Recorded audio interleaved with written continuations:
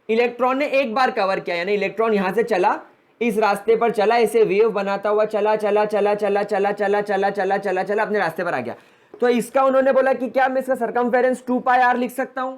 उन्होंने कहा हाँ लिख सकते हैं, ये तो मैथमेटिकल फॉर्मूला, कोई बड़ी बात नहीं है। तो उन्होंने बोला जब इलेक्ट्रॉन एक पूरा चक्कर कंप्लीट कर लेगा, अपने ओरिजिनल लोकेशन पे घूमकर आ जाएगा, क्या मुझे बता सकते हो कि ये वेव जनरेट कर रहा है, इट इज जनरेटिंग वेव्स, तो ये कितनी वेव्स जनरेट करेगा? तो नील बोर ने बोला हम मान लेते हैं n लैम्डा जनरेट करेगा, n number of waves, this is number of waves and this is wavelength. तो उन्होंने बोला क्या मैं इस इक्वेशन को ऐसा लिख दूं 2πr is equal to n lambda? उन्होंने कहा लिख दो, क्या बिगड़ रहा है, कोई दिक्कत नहीं मुझे, you can write it like this only. उन्होंने कहा ठीक है, यहां तक बात समझ में आई। अब उन्होंने बोला आप डी ब्रोगली की ड्यूअल नेचर ऑफ इक्वेशन को इक्वेशन नंबर 2 बोल दो, और इक्वेशन नंबर 2 की वैल्यू यानी लैम्डा को इक्वेशन नंबर 1 में रख दो। तो put 2 in 1, put equation 2 in equation number 1। क्या नजर आने लगा? नील बोर ने कहा सर ये कुछ 2πr is equal to n into lambda की जगह h अपॉन mv दिखाई देने लग रहा है मुझे।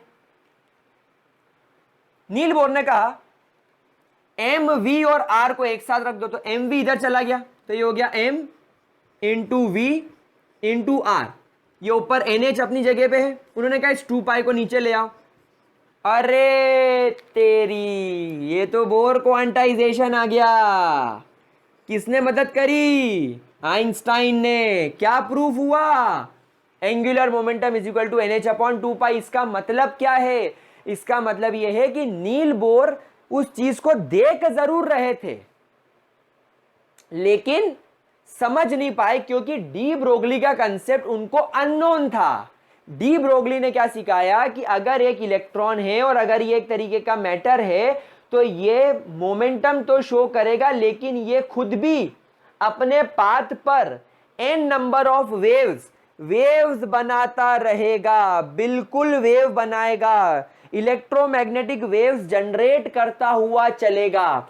तो जब एटम अपने सर्कुलर पाथ में घूमता है, वो घूमने के साथ साथ वेव्स अपने पीछे छोड़ता चलता है। जिस तरीके से अगर आप बाइक चलाते हो और पीछे धुआं छूटता जाता है, ठीक उसी तरह इलेक्ट्रॉन आगे बढ़ता जाता है और पीछे अपनी वेव्स छोड़ता जाता है। यह बात नील बोर को पता नहीं थी, यह बात नील बोर को पता नहीं थी। क्या यह बात समझ में आई आप लोगों को? क्या इसके अंदर किसी भी तरीके का कोई डाउट? लेकिन जब ये डी ब्रोगली का कंसेप्ट प्रपोज हुआ और आइंस्टाइन ने नील बोर को समझाया कि आप देखें कि आप अभी सिर्फ कंसिडर कर रहे हैं आपके इलेक्ट्रॉन के मोमेंटम को, आप सिर्फ m इंटू वी इंटू उसके मोमेंटम को कंसिडर कर रहे हैं और आप एंगुलर मोमेंटम को m into V into R बोल रहे हैं, लेकिन आप उसकी वेव नेचर को आपने कभी कंसिडर नहीं करा, आपने इस लैम्डा को कभी कंसिडर नहीं करा। अगर आप इस लैम्डा को कंसिडर करते और डी ब्रोगली का ड्यूअल नेचर आपको पता होता तो आप लैम्डा की जगह h अपॉन एम वी रख के अपने एंगुलर मोमेंटम को बोर क्वांटाइजेशन से बता पाते।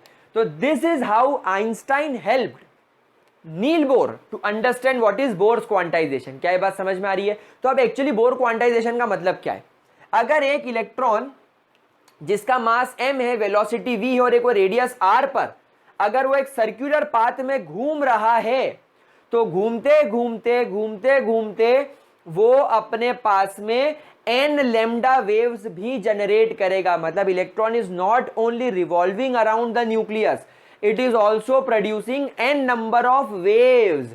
n number of waves release कर रहा है जिसकी वेवलेंथ लैम्डा है। और जब हम लोगों ने देखा कि एक इलेक्ट्रॉन जो कि मैटर है, इसका ड्यूअल नेचर है, मतलब ये वेव जनरेट करेगा, तो lambda is equal to h upon M V हम लोगों ने रखा और हमको हमारा बोर क्वांटाइजेशन पता चल गया। तो जरा इतना नोट करेंगे, फिर और एक इंटरेस्टिंग बात है जो आगे हम लोग सीखेंगे। Please have a look. हाँ, लेकिन क्या होता है, ओवर एक्साइटमेंट कभी कभी हार्मफुल हो जाता है। आइंस्टाइन इतने ओवर एक्साइटेड हो गए कि उन्होंने टाइम मशीन बनाने की बात कर दी। क्या बोल दिया? I can make time machine. और टाइम मशीन कैसे बनाओगे? तो उन्होंने बोला देखो, मैं एक बॉडी हूं, हाँ। क्या मेरे पास मास है? हाँ। क्या मैं वॉल्यूम ऑक्यूपाई करता हूँ? जी हाँ। तो क्या मैं आगे बढ़ूंगा तो मेरे पीछे वेव नहीं बनेगी? बनेगी। और ये बात प्रूव हुई D Broglie dual nature of matter की वजह से। अगर आपके पास में मास है तो आप वेव बनाओगे, ये बात पक्की है। मतलब अगर मैं ऐसा गया ये, तो मेरे पीछे जो वेव बनी वो यहां पर अनंत काल तक, इनफाइनाइट टाइम तक यहीं रहेगी। तो मैं ये बोल सकता हूं कि मृत्युंजय सर की बॉडी के द्वारा बनाई गई वेव यहां पर मौजूद है। अब ये जगह रहे ना रहे, मैं रहूं ना रहूं, मेरी वेव हमेशा अपनी जगह पर रहेगी। जो मैं हैंड मूवमेंट कर रहा हूं इससे भी कुछ वेव बन रही है और वो वेव यहीं पर लटकी रहेगी। अब बस करना कुछ ऐसा है कि अपन इस वेव्स को पढ़ सके। अगर हमने इस वेव को पढ़ने का तरीका पता कर लिया तो हम पता कर सकते हैं कि पास्ट में क्या क्या हुआ होगा। और फिर अगर मेरा हाथ ऐसा गया ये, तो मुझे मालूम है कि मेरा हाथ ऐसा जाने का तो और ऐसा आगे जाएगा। तो अगर मैंने यहां तक का मूवमेंट पढ़ लिया तो मैं आगे का मूवमेंट प्रेडिक्ट कर सकता हूं। ऐसा आइंस्टाइन ने सोचा, मैंने नहीं, आइंस्टाइन ने सोचा। So we can make time machine. सब खुश हो गए, मजा आ गया, नाचने लग गए, ये काम करेंगे, इस पर कुछ करेंगे कुछ करेंगे। लेकिन डी ब्रोगली ने बोला शांत आइंस्टाइन, शांत, अपने जज्बातों पर काबू रखो, अपने सोच पर लगाम लगाओ, क्योंकि ना तो पास्ट ना तो फ्यूचर आप इसकी वजह से देख सकते हो। उन्होंने पूछा कारण, उन्होंने बोला एक बात समझो, मेरी this D Broglie dual nature of matter की जो इक्वेशन है, अगर मैं उसमें वेलोसिटी और प्लैंक्स कांस्टेंट को कांस्टेंट मान लूं तो ये इक्वेशन कुछ ऐसी नजर नहीं आएगी आपको? उन्होंने बोला हाँ, अगर हम h और v को कांस्टेंट मान लें तो इक्वेशन ऐसी नजर आएगी। तो डी ब्रोगली ने बोला अब एक बात बताओ, अगर किसी बॉडी का मास बहुत ज्यादा है, जैसे कि आपका 100 किलो, मेरा 50 किलो, आपका जो वीडियो देख रहे हो 250 किलो, मास आप लोगों का ज्यादा है, तो जिसका मास ज्यादा है लैम्डा इनवर्सली प्रोपोर्शनल होने की वजह से उसकी जो वेव लेंथ होगी वो बहुत छोटी होगी। तो बॉडी जितनी बड़ी होती जाएगी, अगर अपन हाथी को देखेंगे या अगर अपन डायनासोर को कभी देखते तो डायनासोर की बॉडी बड़ी होने की वजह से, मास ज्यादा होने की वजह से उन्होंने जो वेवलेंथ बनाई है वो इतनी छोटी होगी जो हमारे लिए पढ़ना, हमारे लिए देखना नेक्स्ट टू इम्पॉसिबल होगा। उसी के साथ अगर अपन इलेक्ट्रॉन की बात करें प्यारे बच्चों, तो इलेक्ट्रॉन का मास तो बहुत ही कम होता है। भाई हम इस इलेक्ट्रॉन की वेव क्यों पढ़ पाए?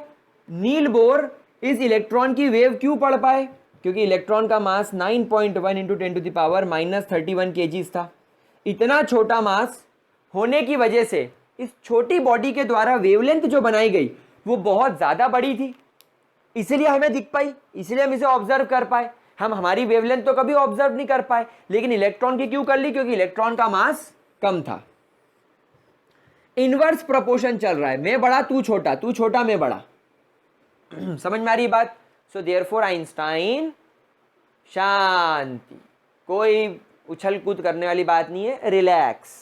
टाइम मशीन वाइम मशीन नहीं बनेगी। लेकिन डी ब्रोगली ने एक नया कंसेप्ट और प्रपोज कर दिया जो आप लोगों को एग्जाम में आ सकता है, आपको जीवन को बर्बाद कर सकता है, आपके टाइम को और बढ़ा दिया गया, आपकी परेशानी में एक इजाफा और हो गया, और ये हो गया कि मास और लेमडा के रिलेशनशिप को याद रखना। इस पर एग्जाम में कॉम्पिटिटिव में बहुत सारे क्वेश्चन आते हैं, बोलो हाँ कि ना? ठीक है, तो guys this is D Broglie dual nature of matter. इस तरीके से इन चार दोस्तों ने मिलकर कॉफी पीते पीते हमारे लिए और एक नई चीज प्रपोज कर दी जो हम लोगों को पढ़नी पड़ेगी, नहीं पढ़ेंगे तो हम लोग डिस्पोज हो जाएंगे। चलो तो guys with this D Broglie dual nature of matter complete होता है। अगले लेक्चर में हम लोग बात करेंगे कुछ अनसर्टेनिटी की, कुछ अनसर्टन चीजों के बारे में। तो तब तक के लिए बाय बाय, अच्छी स्टोरी है, नेक्स्ट वीडियो में सुनेंगे।